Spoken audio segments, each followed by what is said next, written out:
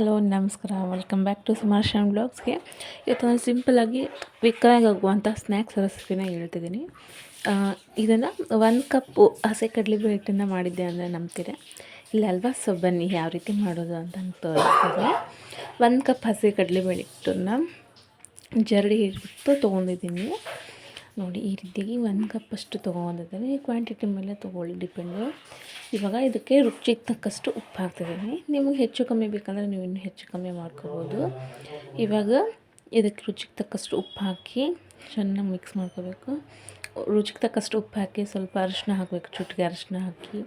ಹಾಗೆ ಇದಕ್ಕೆ ಒಂದು ಸ್ವಲ್ಪ ಹಚ್ಚ ಖಾರನ ಅಂದರೆ ಕೆಂಪು ಖಾರನ ಹಾಕ್ತಿದ್ದೀನಿ ನಾನಿಲ್ಲಿ. ನೀವು ಹಸಿ ಖಾರನಾದರೂ ಹಾಕ್ಕೋಬೋದು. ಒಣ ಖಾರನ ಹಾಕಿಬಿಟ್ಟು ಚೆನ್ನಾಗಿ ಕಲಿಸ್ಬೇಕು. ಸ್ವಲ್ಪ ಗರಂ ಮಸಾಲ ಸ್ವಲ್ಪ ಚೆನ್ನಾಗಿ ಮಿಕ್ಸ್ ಕೊಡಬೇಕು ಎಲ್ಲದನ್ನು. ಇದನ್ನು ನಾನ್ ವೆಜ್ ತಿಂದವರಿಗೆ ಒಳ್ಳೆ ರೆಸಿಪಿ ಅಂತಲೇ ಹೇಳ್ಬೋದು. ಚಿಕನ್ನು ಮಟನ್ ಎಲ್ಲ ತಿಂತಿರೋದಿಲ್ಲ, ಸೊ ಅವ್ರಿಗೆ ಈ ರೀತಿಯಾಗಿ ಆಮ್ಲೆಟ್ನ ಹಾಕ್ಕೊಟ್ರೆ ತುಂಬ ಒಳ್ಳೆಯದು, ಚೆನ್ನಾಗಿರುತ್ತೆ, ಇಷ್ಟಪಟ್ಟು ತಿಂತಾರೆ. ಇದು ನೋಡಿ, ಇವಾಗ ಒಂದು ಸಲ ಮಿಕ್ಸ್ ಕೊಟ್ಟ ನಂತರ ನಾನೀಗ ಅದಕ್ಕೆ ಚಿಕ್ಕದಾಗಿ ಹೆಚ್ಚಿಟ್ಟಿರುವಂಥ ಈರುಳ್ಳಿ, ಟೊಮ್ಯಾಟೊ ಮತ್ತು ಕೊತ್ತಂಬರಿನೆಲ್ಲ ಹಾಕ್ತಿದ್ದೀನಿ. ಅಚ್ಚ ಖಾರನ ಹಾಕೋದು ಸ್ಕಿಪ್ ಮಾಡಿದ್ನಲ್ವ, ಸೊ ಇವಾಗ ಹಾಕ್ತಾಯಿದ್ದೀನಿ ನೋಡಿ.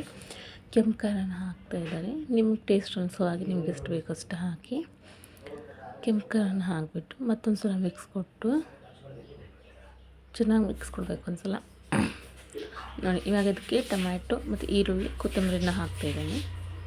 ಯಾರೆಲ್ಲ ಸುಮಾರು ಬ್ಲಾಗ್ಸ್ನ ಫಸ್ಟ್ ಟೈಮ್ ನೋಡ್ತಿದ್ದಾರೆ ಹಾಗೆ ಸಬ್ಸ್ಕ್ರೈಬ್ ಮಾಡ್ಕೊಳ್ತಾ ನೋಡ್ಕೊತಿದ್ದಾರೆ, ಪ್ಲೀಸ್ ಸಬ್ಸ್ಕ್ರೈಬ್ ಮಾಡ್ಕೊಳ್ಳಿ ನನ್ನ ಚಾನಲ್. ಹಾಗೆ ಪಕ್ಕದಲ್ಲಿರೋ ಬೆಲ್ ಐಕಾನ್ನ ಕ್ಲಿಕ್ ಮಾಡಿ ಆಲ್ ಅಂತ ಸೆಲೆಕ್ಟ್ ಮಾಡ್ಕೊಳ್ಳಿ. ಹೀಗೆ ಮಾಡೋದ್ರಿಂದ ನಾನು ಹಾಕೋ ಪ್ರತಿ ಒಂದು ವೀಡಿಯೋದ ನೋಟಿಫಿಕೇಷನ್ ನಿಮಗೆ ಬಂದು ತಲುಪುತ್ತೆ. ಇವಾಗ ಇದನ್ನೆಲ್ಲ ಹಾಕಿ ಮಿಕ್ಸ್ ಕೊಟ್ಟು ಇದಕ್ಕೆ ಸ್ವಲ್ಪನೇ ನೀರು ಸೇರಿಸ್ತಾ ಮಿಕ್ಸ್ ಮಾಡ್ತಾ ಹೋಗ್ಬೇಕು. ಇದನ್ನು ದೋಸೆ ಹಿಟ್ಟನ್ನು ಅದಕ್ಕೆ ಇದನ್ನು ರೆಡಿ ಮಾಡ್ಕೋಬೇಕು ನೀವು.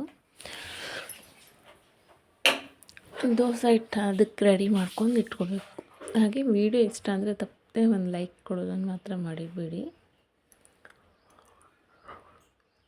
ನೋಡಿ. ಈ ರೀತಿಯಾಗಿ ದೋಸೆ ಹದಕ್ಕೆ ಬರೋ ರೀತಿಯಾಗಿ ಮಿಕ್ಸ್ ಮಾಡಬೇಕು ಚೆನ್ನಾಗಿ ನೋಡಿ. ಈ ಹದಕ್ಕೆ ಇನ್ನೂ ತೆಳುವಾಗಿ ಬೇಕಂದರೆ ತೆಳುವಾಗಿ ಮಾಡ್ಕೋಬೋದು. ನಾ ತೋರಿಸೋ ಹಿಟ್ಟಲ್ಲಿ 3ರಿಂದ 4 ಆಗೋಯ್ತು ಈ ಆಮ್ಲೆಟ್ಟು. 3ರಿಂದ 4 ಆಗಿದ್ವು. ಸೊ ಒನ್ ಟೈಮ್ಗೆಲ್ಲ ಬೆಟರ್ ಇಷ್ಟಿಷ್ಟೇ ಮಾಡ್ಕೊಂಡು ಬಿಸಿ ಬಿಸಿ ತಿನ್ನೋದಕ್ಕೆ.